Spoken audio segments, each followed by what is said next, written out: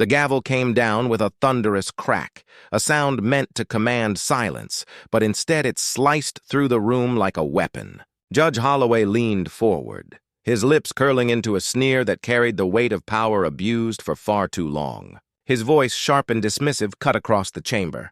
"Enough, Crockett. You've spoken out of turn." For a heartbeat, the air seemed to vanish. Crockett, mid-sentence, froze. Not out of fear, but out of sheer disbelief that such a brazen attempt to silence truth could unfold so openly. The audience shifted uneasily, whispers breaking through the stillness, the tension as heavy as a storm cloud about to split the sky. Holloway's eyes narrowed, filled with the kind of arrogance that mistakes authority for invincibility. He was not just stopping a speech. He was attempting to erase a voice, to block a message that was never meant to be stifled. The chamber wasn't just a courtroom or a council. It had become a stage for something larger, something explosive. And then, quietly at first, it happened. A hand went up, then another, and another. Dozens of phones rose into the air, small glowing screens capturing every word, every glance, every tremor in the room. What Holloway thought he could bury was, in that instant, being preserved forever. Crockett's eyes swept across the crowd. He didn't need to speak yet. His silence was its own act of defiance. The judge's gavel, once a symbol of order, now looked like nothing more than a tool of desperation. Murmurs grew louder. Gasps punctuated the silence. The tension was no longer confined to those four walls. It was preparing to explode far beyond them, and in that charged silence, a single truth crystallized. This moment was too big to contain, too raw to censor, too urgent to ignore. The crowd knew it. Crockett knew it. And Holloway, for all his authority, was about to learn it the hard way. What happened next wasn't supposed to be seen, but America did. The silence that followed the gavel's strike was not just about one man trying to silence another. It was about something deeper, something every person in that room felt in their bones. This was not just a dispute between a judge and a speaker. It was a collision between power and truth, arrogance and dignity, suppression and resistance. Holloway sat cloaked in the authority of his robe, the polished wood of his bench, the centuries of tradition that backed his seat. But in that moment, authority looked less like justice and more like intimidation. Holloway had built a reputation on wielding power like a weapon. He leaned on procedure, on titles, on the very symbols of democracy to assert dominance. His voice was the voice of someone who believed rules existed to protect him, not the people he was meant to serve. To him, shutting Crockett down was no different than closing a file or dismissing a motion. Routine, simple, final. But what he didn't see was the hunger in the crowd's eyes, the unwillingness to bow, the understanding that Crockett's words carried more than arguments. They carried identity, pride, and truth that refused to be buried. Crockett had walked into that chamber not as a polished insider, but as a mirror of the people watching. He spoke for immigrants who had struggled for their place, for workers overlooked by those in power, for every person who had felt dismissed when they raised their voice. His calm presence, his measured tone, was not weakness. It was resilience forged in fire. Each word he tried to speak was weighted with the struggles of countless others who had been told to sit down, wait their turn, or know their place. That was why Holloway's attempt to silence him cut so deep. It was not just the muting of a microphone. It was the attempted silencing of millions of unheard voices. When Holloway glared down at Crockett and declared, "You will not continue," the echo rang far beyond the chamber. It reverberated as a warning of what happens when arrogance is left unchecked. The crowd knew it. They weren't just witnessing a clash of personalities. They were witnessing a test of democracy itself. Would power, unchecked and unchallenged, get to decide who speaks and who is silenced? Or would the truth, carried in the steady voice of someone who refused to back down, cut through the noise? The murmurs grew into restless shifting. The sound of fingers tapping on glass screens filled the air as videos uploaded in real time. Holloway's sneer deepened, unaware or unwilling to grasp that his attempt at control was slipping. In his eyes, he was still the judge, still the authority, still untouchable. But in the eyes of those recording, he was becoming something else entirely. the face of suppression, the embodiment of the arrogance they had lived under for too long. And Crockett, standing there, didn't need to shout. His very refusal to crumble, his calm defiance, was speaking louder than Holloway's gavel ever could. But if you thought Holloway's words were harsh, his next move stunned everyone. Judge Holloway's story did not begin in that chamber, and neither did his arrogance. For years, he had been the kind of figure who thrived in the shadows of authority, cloaking himself in the language of fairness while practicing the art of suppression. He would cite rules and codes with surgical precision, wrapping himself in the image of order. But beneath that robe and those carefully chosen words lay a man who had built a career not on balance, but on bias. In his early years on the bench, Holloway cultivated a reputation for decisiveness. He styled himself as the judge who cut through nonsense, the one who would never let proceedings spiral out of control. The media called him firm. His colleagues, at least those in his circle, called him unyielding. But those who stood on the other side of his gavel, immigrants, activists, the young and unheard, gave him another title entirely: the silencer. Time and again, when voices from the margins tried to speak, Holloway shut them down. He cloaked these decisions in legal jargon, citing decorum and procedure, yet the pattern was undeniable. Publicly, Holloway spoke of fairness as if it were his creed.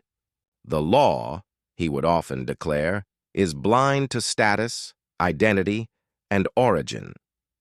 Those words earned him applause in elite circles, his speeches at universities quoted as if they were gospel. But when one looked beyond the polished podium, the cracks revealed themselves. His rulings told a different story. Data showed that cases brought by vulnerable communities almost always ended in dismissal under his hand. Litigants of privilege, meanwhile, seemed to find leniency.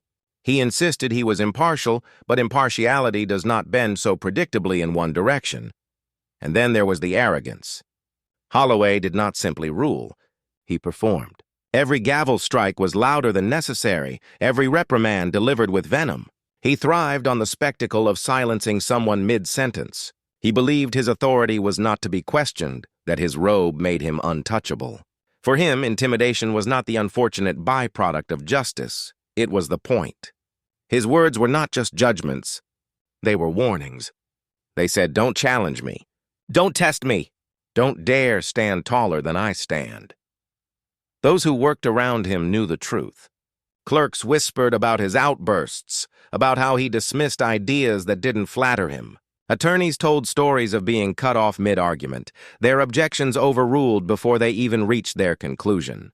Some joked that his courtroom wasn't a place of justice, it was a stage, and Holloway was its only actor. Yet no one laughed for long, because in his courtroom the price of defiance was humiliation, and that was how he liked it. Holloway thrived on the imbalance of power.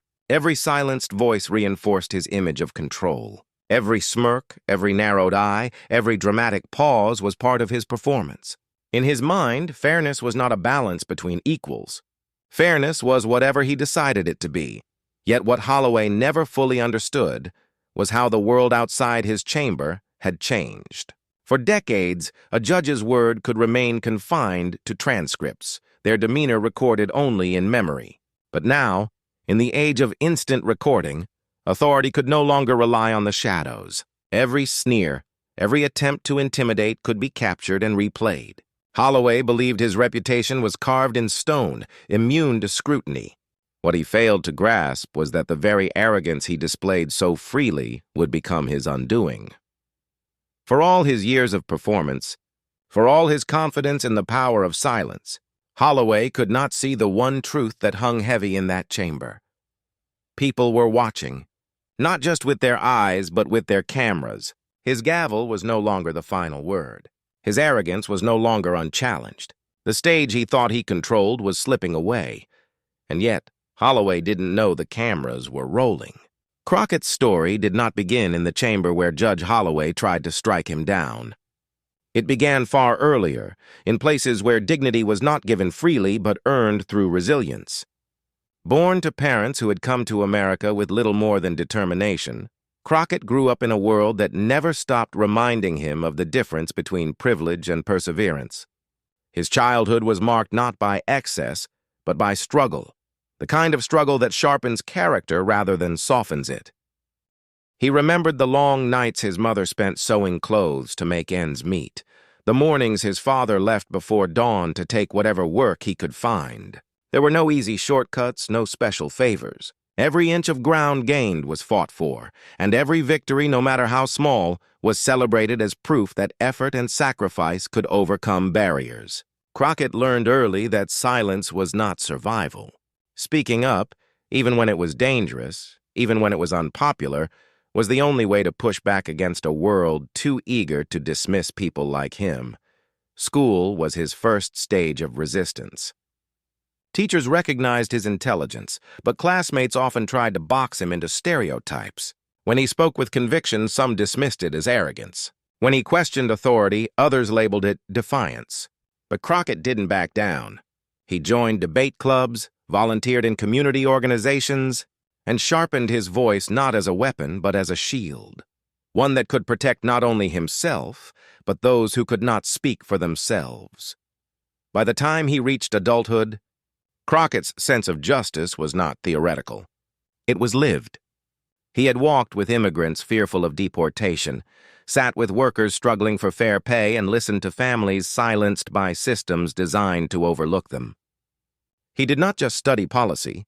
He felt the weight of its failures in the faces of neighbors and friends. That is what set him apart from the polished elites who claimed to speak for the people while living far above them. Crockett's voice carried the cadence of lived truth, a truth that resonated because it was unpolished, raw, and real. As his career grew, Crockett never forgot where he came from. When he stood at podiums, he spoke not in lofty abstractions, but in stories. Stories of people who worked 2 jobs and still feared eviction, of children who translated for their parents at doctors' offices, of veterans left behind after their service. His speeches were not about himself.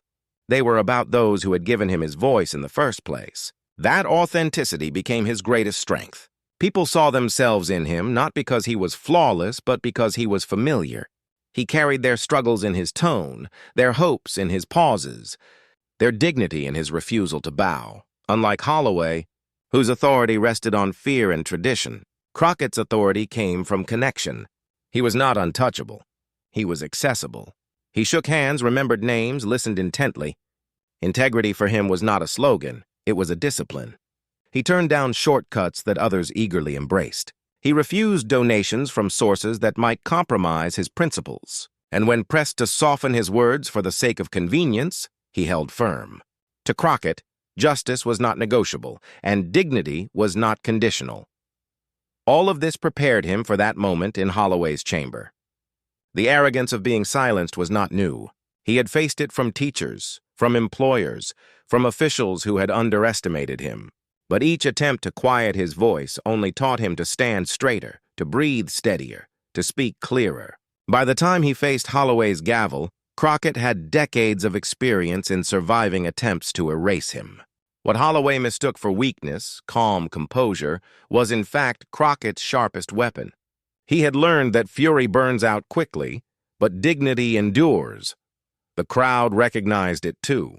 They had seen leaders rise and fall, many collapsing under the pressure of confrontation. But Crockett's stillness, his unshakable focus, signaled something different. He was not just enduring Holloway's dismissal. He was preparing for the precise moment when the tide would turn. His upbringing, his struggles, his principles, all of it converged in that chamber. The weight of his community, the history of his people, the lessons of his family, they had all led him here. And when the moment came, he stood taller than anyone expected. The chamber was already electric. A storm suspended in stillness when Holloway leaned forward again. His gavel struck with a sharp crack, and he barked, "You are out of order, Crockett! Sit down!" Crockett lifted his chin, meeting the glare head-on. His voice remained steady, even gentle. "With respect, Judge, I have not finished." The words weren't loud, but they carried, bouncing off the walls of the chamber, cutting through the tension like a blade. The audience shifted in their seats, the unease growing. They could feel it, the widening canyon between authority and truth.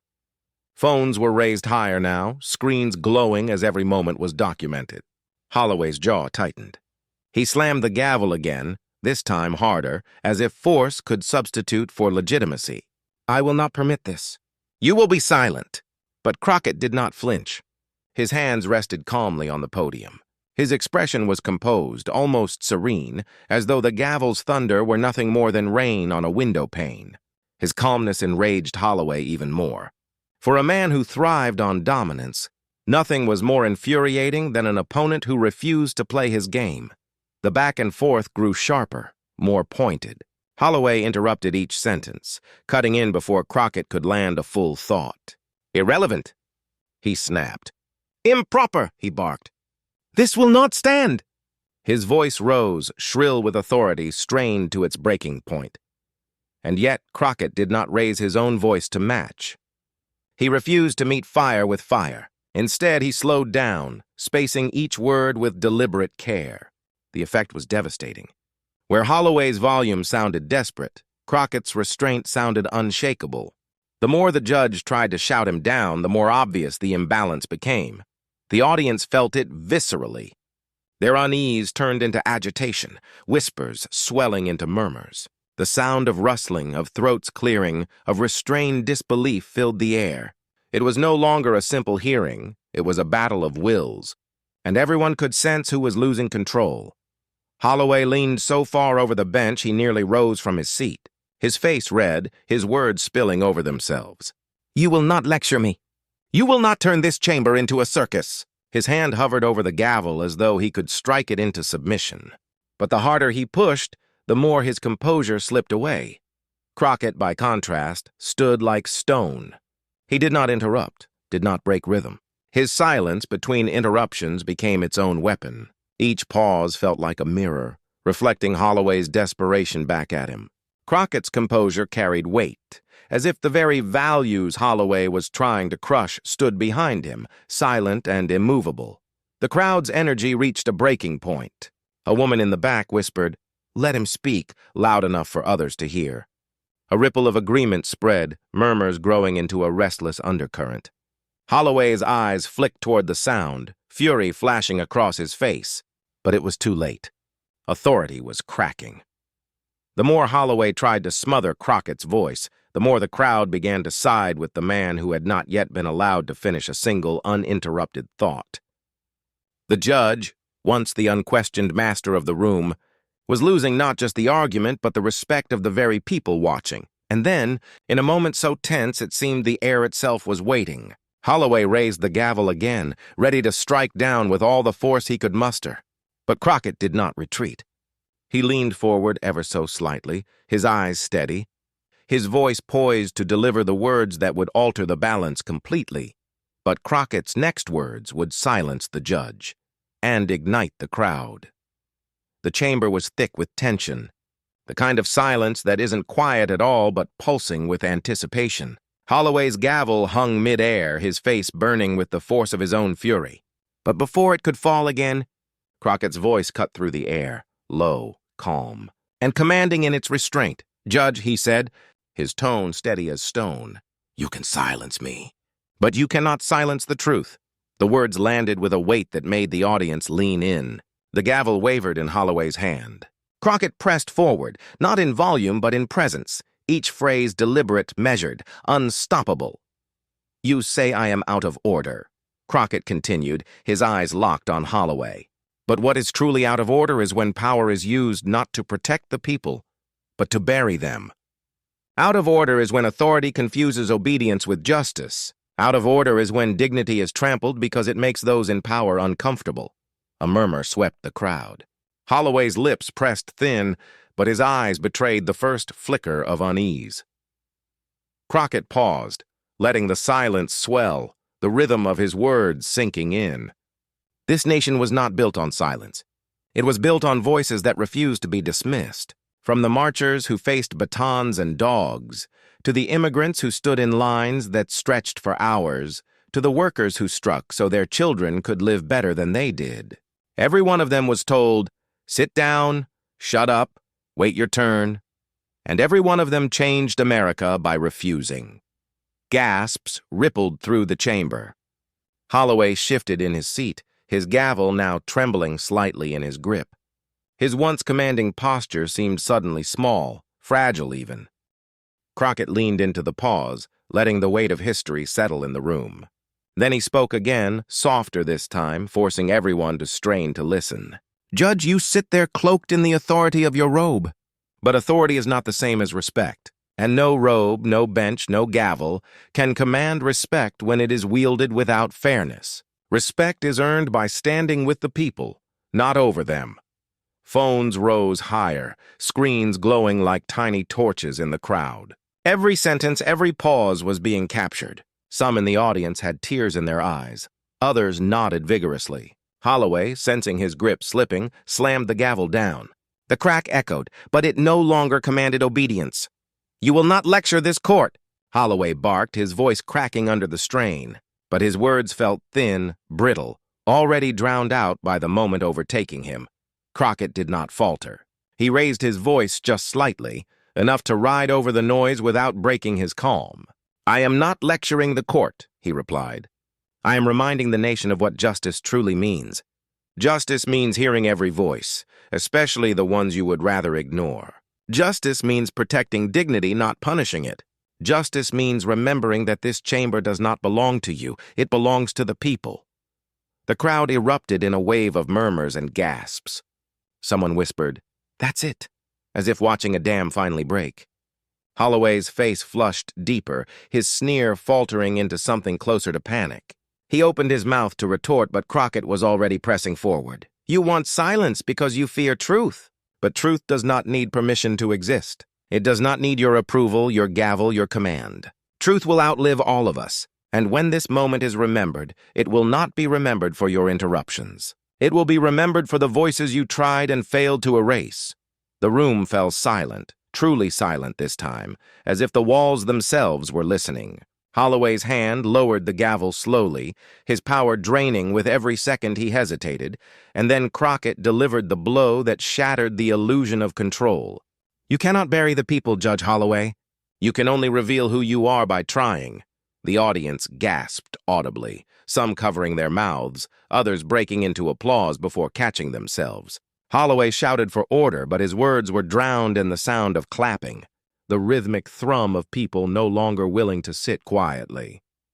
Crockett let the applause swell before lifting a hand, asking for calm. The crowd quieted, but the energy was electric, undeniable. He leaned in, lowering his voice again to a near whisper that forced everyone to strain to hear. "This chamber is not yours to control. It is ours to witness. And witness we will." Dozens of cameras zoomed in at once, recording not just a man speaking, but a moment crystallizing into history. Holloway's shoulders sagged. The authority he had spent decades projecting was crumbling under the weight of one voice refusing to yield. Crockett closed his statement with a quiet, devastating line. "You may hold the gavel, Judge, but tonight the people hold the truth." The room exploded, gasps, cheers, the clatter of feet as people rose to capture the scene. Holloway pounded his gavel desperately, shouting for silence, but his voice was drowned out completely. The chamber was no longer his stage. It belonged to Crockett, and to the nation watching through countless glowing screens. In the frenzy, as phones recorded and eyes locked on Crockett, something larger began to take shape. This was no longer just a clash of personalities. It was a referendum on arrogance itself, and everyone knew the verdict was already in motion. And within hours, the video would spread like wildfire. It began within minutes. A shaky clip from the back of the chamber, posted to a small account with barely a few hundred followers, ignited like a spark on dry kindling. The caption was simple: "Crockett just shut Holloway down." By the time the first hour passed, that clip had been retweeted thousands of times, stitched into TikToks, captioned on Instagram, and spliced into YouTube reaction videos. Hashtags rose like a tide. "Stand with Crockett." Holloway exposed, so justice speaks. By nightfall, they were trending nationwide. Social media feeds were a blur of disbelief and exhilaration. People who had never heard of Crockett before now watched his every word in slow-motion edits set to triumphant music. Holloway, once an untouchable figure cloaked in judicial authority, was suddenly a meme. Judge Holloway trying to silence the truth, one post mocked, with a loop of him slamming the gavel paired with clown music. Another viral video split the screen. On one side, Holloway shouting for order, on the other, Crockett, calm and unshaken, delivering his lines like a statesman. The caption read, "This is what real leadership looks like." Cable news anchors scrambled to cover the moment, replaying the clip on endless loops.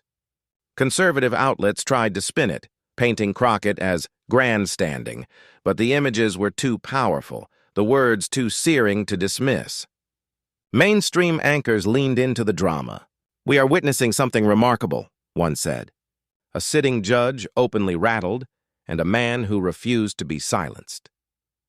Commentators across the spectrum debated the meaning of the clash. Was this just a viral outburst or the spark of a larger reckoning?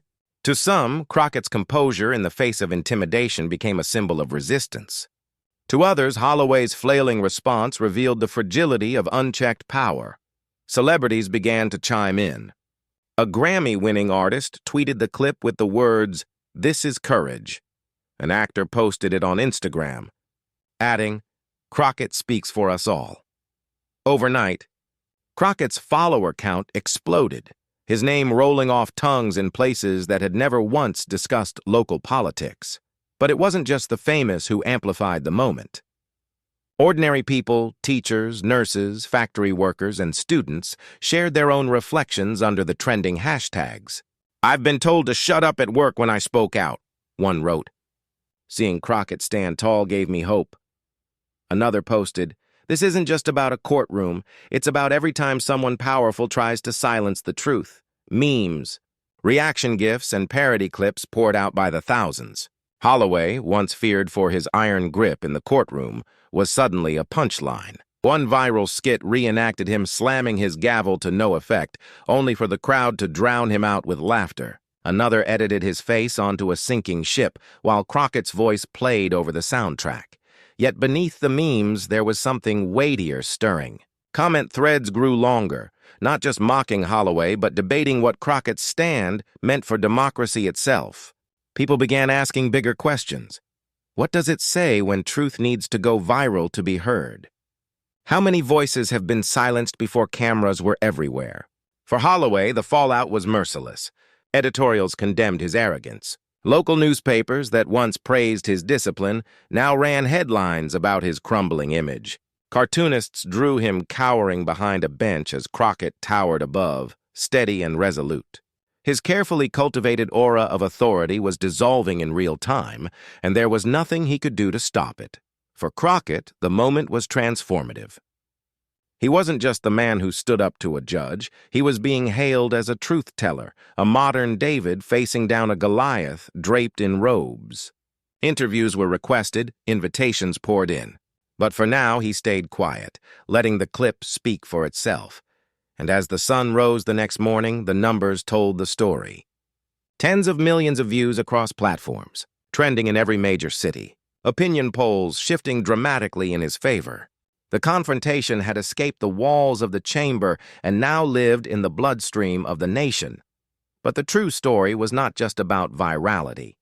It was about the undercurrent of energy, the sense that something larger was moving beneath the surface. For every meme mocking Holloway, there was a heartfelt post about dignity. For every cheer for Crockett, there was a whisper that perhaps America was hungry, desperate for leaders who spoke not with bluster, but with conviction. And beyond the laughter, beyond the headlines, beyond the roar of social media, something deeper was happening in America. In the days that followed, Crockett finally broke his silence. He didn't speak from a podium drenched in lights, nor did he deliver his message with the fanfare of a campaign rally. Instead, he stood in front of a modest crowd, his words carried by sincerity rather than spectacle. Cameras were present, yes, but what mattered was the tone, calm, steady, and deeply human.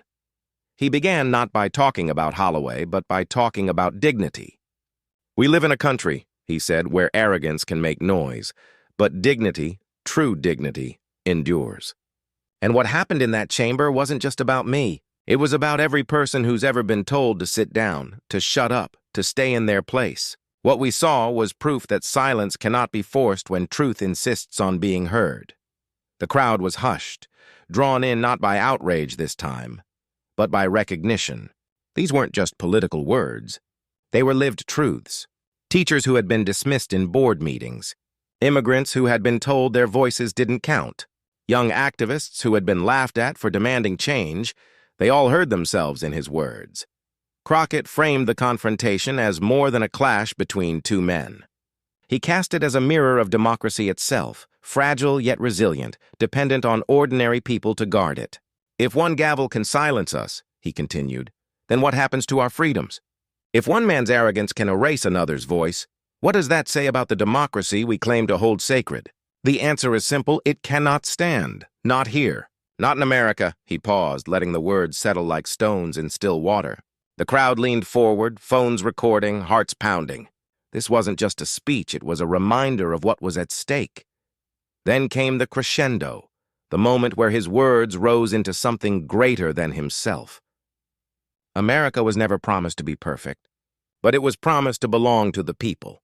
And the people, whether they are teachers or truck drivers, whether they were born here or chose this place as home, deserve to be heard. Every voice matters, every story counts, and dignity, no matter how hard arrogance tries to erase it, will always outlast the noise. Applause thundered, but Crockett didn't ride the wave. He let it wash over him and then spoke one final truth. This wasn't just my victory. This was ours. Because every time someone stands tall against intimidation, every time truth is spoken into the silence, democracy is reborn. And America, that stubborn, beautiful experiment, is strengthened once again. It was more than rhetoric. It was a call to vigilance, a plea to protect the fragile promise of democracy, not just in courts or chambers, but in living rooms, workplaces, classrooms, and streets. Crockett had turned a viral clash into a universal lesson, one that reached far beyond Holloway's downfall. For the audience, both in that room and across millions of screens, the message landed like a vow. America is not defined by the arrogance of the powerful, but by the dignity of its people. And that dignity, tested yet unbroken, had just shown the world its strength. Holloway tried to block him. He tried to silence Crockett with a gavel, with authority, with arrogance. But what Holloway didn't realize was that in the age of 1,000,000 cameras, the people were watching. And when the crowd lifted their phones, when that video spread across every platform, it wasn't just Crockett's words that shook America. It was the undeniable truth that no one, not even a judge, can erase the voice of the people. That's the story you've witnessed here. Courage standing against intimidation, dignity outlasting arrogance, truth cutting through the noise. Moments like this remind us of what democracy really means. It isn't about who yells the loudest or who sits highest on the bench. It's about whose voice carries the weight of honesty, integrity, and the will of the people. And time and again, history shows that truth wins. But here's the part we can't forget. This wasn't just Crockett's victory. It was ours. Every teacher, worker, immigrant, activist, and citizen who has ever been told their voice doesn't matter was standing in that chamber too. The video shook America because it was bigger than one man. It was proof that when we stand together, when we refuse to be silenced, the nation listens.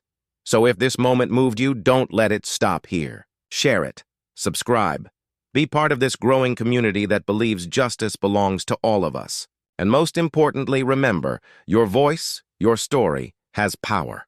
Holloway tried to block one man, but the people reminded him of a greater truth. The voice of America can never be muted.